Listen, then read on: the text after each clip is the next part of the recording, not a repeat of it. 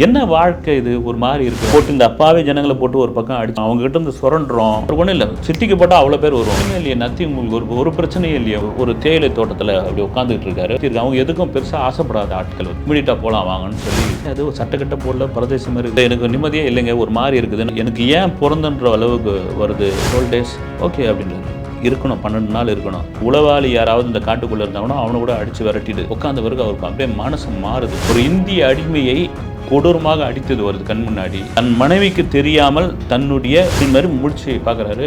என்னடா அது அப்படின்ட்டு தோணுது வந்து. இது நல்லா இருக்குது, இது ரொம்ப சூப்பராக இருக்குது.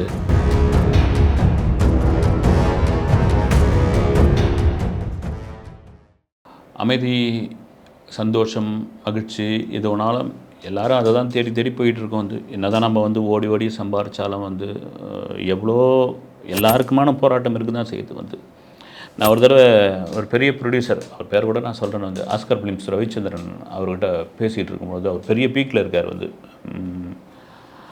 அந்நியன் மாதிரி படங்கள்லாம் எடுத்துகிட்டு இருக்கும்போது அடிக்கடி அசோக் நகரில் இருக்கிற ஆஃபீஸில் ரொம்ப சர்வசாதாரணமாக பேசுகிற ரொம்ப எளிமையான மனிதர். எந்த புகைப்படத்துலையும் நீங்கள் அவரை பார்த்துருக்கவே முடியாது.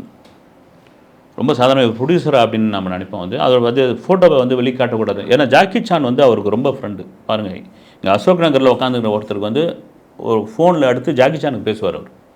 அது காரணம் என்னென்னா, ஒரு சாதாரண ஒரு வேலூர்லேருந்து வந்து படப்பெட்டி இருக்கு இல்லைங்களா, அப்போ சுருள் அந்த box Meeran Sahib street Mount Road பக்கத்தில் அதை வந்து சைக்கிளில் கொண்டு போய் எல்ஐசி பக்கத்தில் வச்சா அந்த தென் மாவட்டங்களுக்கு வட மாவட்டங்களுக்கு போகிற பஸ்ஸில் வந்து அதை இவர் ஏற்ற மாட்டார், ஏற்றி மேலே அந்த பொட்டி அனுப்புவாங்க. வந்து அந்த ரீல் பொட்டியை அந்த சைக்கிளில் ஏற்றி வர ஒரு நபராக இருந்து சினிமாவுக்குள் வந்து ப்ரொடக்ஷன் பாயாக மாறி production assistant, production manager, production executive, அப்புறம் டிஸ்ட்ரிபியூட்டர். அந்த டிஸ்ட்ரிபியூட்டர் ஆகும்போது அவர் வாங்கின படம் வந்து ஜாக்கி சானோட ஊஎம்ஐ அப்படின்ற ஒரு படம். அதை டிஸ்ட்ரிபியூஷன் வாங்குறார். நேரடியாகவே வந்து ஹாங்காங்லேருந்து தொடர்பு கொண்டு நேரடியாக வாங்குறார். அந்த படம் வந்து அதாவது வந்து பட்டையை கிளப்புது. இவருடைய வாழ்வே மாறுது. பெரும்பாலும் அவருடைய அந்த அந்த ஆஸ்கர் ஃபிலிம்ஸ் ஆஃபீஸ் உள்ள நுழைஞ்ச உடனே பெரிய ஒரு ஜாக்கி சான் படம் இருக்கும். அது பக்கத்தில் தான், அதுக்கடுத்து தான் கடவுள் படங்கள்லாம் இருக்கும். வந்து அவருடைய லெட்டர் பேடில் வந்து ஹூஎம்ஐன்னு எழுதியிருக்கும். வந்து அவருடைய அந்த என்வலப் கவர் வந்து அதுலேயும் ஹூஎம்ஐன்னு எழுதியிருக்கும். ஜாக்கி சான் படம் போட்டிருக்கோம். அவர் சொல்கிறது என்னென்னா, சார் உங்களுக்கு வந்து சின்ன பிரச்சனை, எனக்கு பெரிய பிரச்சனை, அவ்வளோதான்.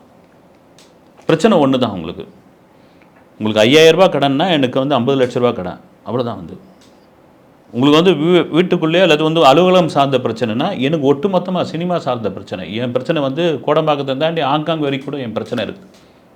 அதுமாதிரி பிரச்சனை இல்லாத மனிதன் நிம்மதி அப்படின்றது வந்து எல்லாரும் தேடிக்கிட்டு இருக்க ஒரு விஷயந்தான். வந்து ஒரு சாமானியனுக்கும் சரி, ஒரு ஒரு பெரிய சாதனையாளனுக்கும் பெரும் கோட்டீஸ்வரனுக்கும் ஒரு நிம்மதின்ற ஒரு விஷயம் என்னையாவது ஒரு கட்டத்தில் சலிச்சு போயிடும் இல்லைங்களா உங்களுக்கு.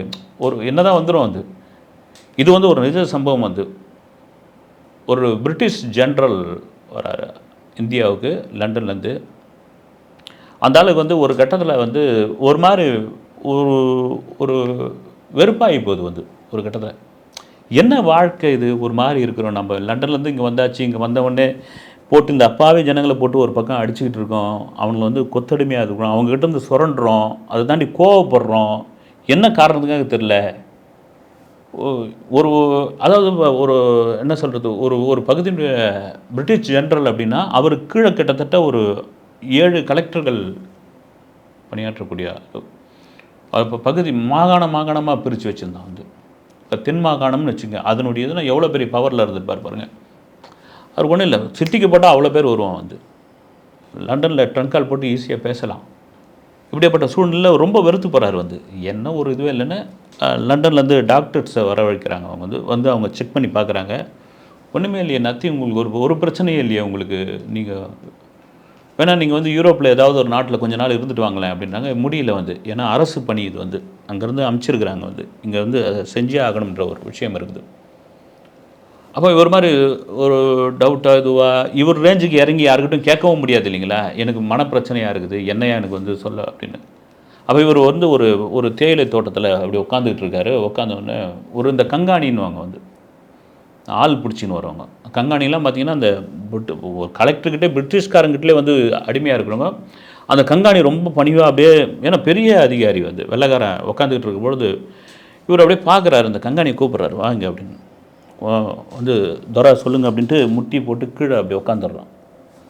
நீங்கள் பரதேசி படம் பார்த்தீங்கன்னா தெரியும், அந்த பாலா பிரமாதமாக காமிச்சிருப்பார். அந்த கங்காணியினுடைய உடல் மொழி, அவர்கள் செய்யக்கூடிய விஷயங்கள் ரொம்ப சூப்பராக இருக்கும். அது இல்லை எழுந்துறியா நீ அப்படின்னு, ஒரு மாதிரி டல்லாக இருக்கியா, எது மேலேயும் ஒரு வெறுப்பாக இருக்குது, எதை பார்த்தாலும் இதுவாக இருக்குது, ஒரு மனசு சரியில்லை அப்படின்னு. நான் ஒன்று சொல்கிறேன் துரை அப்படின்னு. என்ன, இங்கே இருக்கிற காட்டுக்குள்ளே ஒரு சாமியார் மாதிரி துறவி மாதிரி ஒருத்தர் இருக்கார், அவர் எல்லாத்தையும் சரி பண்ணிடுறாராம். எப்படி யாருன்னு இல்லை, அவர்கிட்ட ஒரு சக்தி இருக்குது. அவங்க எதுக்கும் பெருசாக ஆசைப்படாத ஆட்கள் வந்து, அவங்க அதெல்லாம் நீங்கள் எடுத்து போய் ஒரு பெரிய கிலோ கணக்கில் கோல்டு காயினை கொடுத்தா கூட அவங்க திரும்ப எடுத்து போயிட்டுவாங்க. இஸ் இட் அப்படின்றாரு. எஸ், அதுதான் அவங்க. ஆனால் அவங்க எது சொன்னாலும் வந்து அது பலிக்கும். அவங்க வந்து உங்கள் நிம்மதிக்கு வந்து அவங்க வழி சொல்லுவார். அவர் ஏதாவது வந்து மூலிகை கொடுப்பாரு, இமீடியட்டாக போகலாம் வாங்கன்னு சொல்லி குதிரை கன்று எடுத்துன்னு போனோன்னே தேடுறாங்க காட்டுக்குள்ளே. தகவல் தொழில்நுட்பம் இல்லாத காலகட்டத்தில் தேடி போனால் அது ஓரமாக ஒருத்தர் அமைதியாக உட்காந்துக்கிட்டு இருக்காரு. இவர் தானே இவன், என்ன அது சட்டக்கட்டை போடல, பரதேசி மாதிரி இருக்காருன்னு. ஆமாம், இப்படி தான் இருப்பாப்புல அப்படின்னு. போய்ட்டு கொஞ்சம் பணிவாக போங்க துரை அப்படின்னு. இந்த கங்காணி ரொம்ப இது அப்படின்னே அப்படி கண்ணை திறந்து பார்க்குறாரு. பார்த்தவொடனே என்ன உங்களுக்கு பிரச்சனை? இல்லை எனக்கு நிம்மதியே இல்லைங்க, ஒரு மாதிரி இருக்குது. நான் இங்கிலாந்துலேருந்து லண்டன்லேருந்து வந்ததுலேருந்து ஒரு வெறுமையாக இருக்குது. எல்லாம் எனக்கு வந்து குழந்தைகள் இருக்காங்க, அன்பான மனைவி இருக்காங்க, நான் சிட்டிக்கு போட்டால் அவ்வளோ பேர் இருக்காங்க, வந்து பணிவிடை செய்கிறதுக்கு அவ்வளோ ஆட்கள் இருக்காங்க, என்னை தோளில் சுமந்துக்கிட்டு தான் வந்தாங்க இப்போ பணியாளர்கள். இன்னும் ஒரு இதுவாகுது, எனக்கு ஏன் பிறந்தன்ற அளவுக்கு வருது, ஏதாவது மெடிசன் இருந்தால் கொடுங்கன்றாரு. அவர் சிரிக்கிறாரு. சிரிச்சுட்டு அந்த துறவி சிரிக்கிறாரு. சிரிச்சுட்டு ஒரு 12 நாள் என் கூட இருக்க முடியுமான்றார். வந்து 12 days ஓகே அப்படின்றாரு. இருக்கணும், 12 நாள் இருக்கணும். இந்த குதிரைப்படை, உங்களுடைய சிப்பாயி, இந்த கன்று, இந்த அடிபிடி யாரும் இருக்கக்கூடாது. அது எப்படின்றாரு. இருக்கணும், இருந்தால் இல்லைங்க, இல்லைன்னா நீங்கள் கிளம்பி உங்கள் கோட்டைக்கு போங்கன்றார். ஓகே இருக்கிறேன் நான் சொல்கிற வரைக்கும் நீங்கள் என்கிட்ட பேசக்கூடாது அப்படின்றார். நான் சொல்லுகிற உணவை தான் நீங்கள் சாப்பிட்ணும். நானாக பேச ஆரம்பித்தா தான் பேசினா, அது வரைக்கும் நீங்கள் என்கிட்ட பேசவே கூடாதுன்றாரு. ஓகே ஒத்துக்கிறாப்புல. முதல் நாள் டாஸ்க் ஆரம்பமாகுது. வந்து சாதாரணமாக இருக்கார், எல்லாம் திரும்ப போயிட்டாங்க. அப்போ இந்த துறவி சொல்கிறார், உன்னுடைய உளவாளி யாராவது இந்த காட்டுக்குள்ளே இருந்தாங்கன்னா அவனை கூட அடித்து விரட்டிடு, இல்லைனா நீ போய்ட்டு திரும்பின்றாரு. அப்படிலாம் யாரும் நான் உள்ளே விடலை, எனக்கு என்ன ஆனாலும் பரவாயில்ல, நான் வந்துட்டு உங்களை நம்பிட்டேன், நான் வந்தாச்சு அப்படின்னு. ரைட். இந்த ஜென்ரல், இந்த பிரிட்டிஷ்காரர் என்ன பண்ணுறாரு, ஒரு நாள் அவருக்கு ரொம்ப இதுவாகுது. ஏன்னா இந்த ஆள் இவரும் பேச மாட்டேன்றாரு. காடு ஒரே சத்தம், ஒரு மாதிரி பறவைங்க சத்தம், இது கொஞ்சம் திகிலாக இருக்குது. ஆனாலும் இவர் பெரிய சாமியார்னு சொல்லியிருக்காங்க, இவருக்கு ஏதாவது வித்தை தெரியும், ஏதாவது சிறுத்தை புலி கிளி வந்தால் கூட இவர் ஓட விட்டுருவார், ஏதாவது மந்திர மாந்திரிகம் பண்ணுவார் அப்படின்ற ஒரு நம்பிக்கை இருக்குது. அப்படின்னு நடந்து காலார போகிறாரு. வந்து பசி எடுத்துக்குது அந்த வெள்ளைக்காரருக்கு. பசி எடுத்தவொடனே என்ன கிடைக்குன்னு, ஏதாவது கிடைக்கும் போவோம் அப்படின்னு பார்த்தா ஒரு பெரிய அருவி தப்புன்னு வந்து விழுது. பார்க்குறாரு, இது ஒரு எரிச்சலாக இருக்குது இந்த அருவி வந்து. அப்புறம் பார்த்தா பக்கத்தில் ஒரு கொய்யா மரமோ இல்லை மாமரமோ ஏதோ ஒன்று இருக்குது, அதை பறித்து வேகமாக சாப்பிட்றாப்புல. சாப்பிட்டோன்னே அந்த அருவி பக்கத்தில் உட்காரவே முடியல. ஏன்னா இந்த ஆள் பேசினா தான் நம்மளையும் பேச சொல்லியிருக்காப்புல, பேசுறதுக்கு வேறு ஆள் இல்லை. ஒரு மாதிரி நம்ம அவ்வளோ ஒரு சுற்றி அவ்வளோ ஒரு என்ன சொல்கிறது, ஒரு ராஜா மாதிரி இருந்தோம் நாம். இங்கே பார்த்தா ஒன்றுமே இல்லைன்னு ஒரு இடத்துல தூங்க சொல்கிறார். வந்து ஒரு தட்டி கட்டி அந்த தட்டி மேல் வந்து ஒரு பச்சை ஓலைங்களை இது பண்ணி இதில் படுத்துங்கன்றாரு. தூக்கம் வரல. விசிறத்துக்கு அரண்மனை எப்படி, கோட்டை எப்படி இருந்திருக்கும், அந்த மாதிரியான ஒரு சொகுசான வாழ்க்கை இங்கே இல்லை. மறுநாள் எழுந்துக்கிறாரு. எழுந்து ஒரு வேப்பங்குச்சி உடச்சி இவர் கொடுக்குறாரு. நீ இதில் தான் வளர்க்கணுன்னா தெரியல, அதை ஒரு கல் வச்சு நசுக்கி இப்படி பண்ணணுன்றாரு. வந்து இதை வந்து ஆயுர்வேதிக் அப்படின்னு சொல்கிறாரு. அது செய்கிறாரு. ஒரு அருவியில் போய் இது பண்ணுறாரு. திரும்ப அந்த அருவியான வந்து அந்த வெள்ளைக்காரர் உட்கார்றாரு. உட்கார்ந்த பிறகு அவருக்கு அப்படியே மனசு மாறுது. வந்து இப்போ வந்து அருவியை ரசிக்கிறார் அவர். நேற்று வரைக்கும் அந்த அருவியோடைய சத்தமாக அந்த நீர் வந்து விடறது, அந்த பறவைகளோட சத்தம்லாம் எரிச்சலாக இருந்தது. இப்போ அந்த அருவியை ரசிக்கிறாரு. திரும்பவும் பார்த்துக்கிட்டு இருக்காரு. கண்ணை கொஞ்சம் மூடுறாரு. மூடினப்போ எல்லாமே வந்து ரீல் வந்து வந்துக்கிட்டே இருக்குது. வந்து என்னென்னா, ஒரு இந்திய அடிமையை கொடூரமாக அடித்தது வருது கண் முன்னாடி, ஒரு கோவப்பட்டது வருது, தன் மனைவிக்கு தெரியாமல் தன்னுடைய பிரிட்டிஷ் பணியாளர் ஒரு பெண்ணை வந்து பாலியல் ரீதியாக சீனது வருது. எல்லாமே வந்துக்கிட்டே இருக்குது. அந்த ஸ்க்ரீன் மாதிரி முடிச்சு பார்க்குறாரு. என்னடா அது அப்படின்ட்டு திரும்பவும் அருவி பார்க்குறாரு, கிடைக்கிறது இது பண்ணுறாரு. அவரு அந்த துறவி அவர் பாட்டுன்னு உட்காந்துட்டு இருக்காரு. அவர் தியானம் பண்ணுறாரு, அவர் போறாரு, வராரு. திரும்ப என்னான்றார், கண்ணை மூடணுன்னு அவருக்கு தோணுது வந்து. இது நல்லா இருக்குது இது. ரொம்ப சூப்பரா இருக்குது. கண்ணை மூடுறாரு. கண்ணை மூடுனோடனே மறுபடியும் அந்த காட்சிகள் குறைய ஆரம்பிக்குது. ஒரு வெறுமையாக மாறுது வந்து. வெறுமையா மாறி ஒரு கட்டத்தில பார்க்குறாரு, எப்படியும் ஒரு வாட்ச் இல்ல, எதுவும் இல்ல. ஒரு 5 மணி நேரம் ஆயிருக்கும். 5 மணி நேரம் நம்ம தூங்கி இருக்கிறோமா? இவர் பண்ணது வந்து தியானம். தியானம்னே தெரியாமல், மெடிடேஷனே தெரியாமல் தூங்கி இருக்கிறோம். ஏதோ ஒண்ணு நடந்திருக்குது. ரொம்ப மனசு லேசா இருக்குது. அடுத்த நாள் அவரே போய் அந்த அருவியை போய் தேடி உட்கார்றாரு. உட்காந்தோடனே கண்ணை மூடுறாரு. கண்ணை மூடினோடனே ஆழ்நிலை தியானத்துக்கு போறாரு. அது தியானம்னு அவருக்கு மறுபடியும் தெரியல.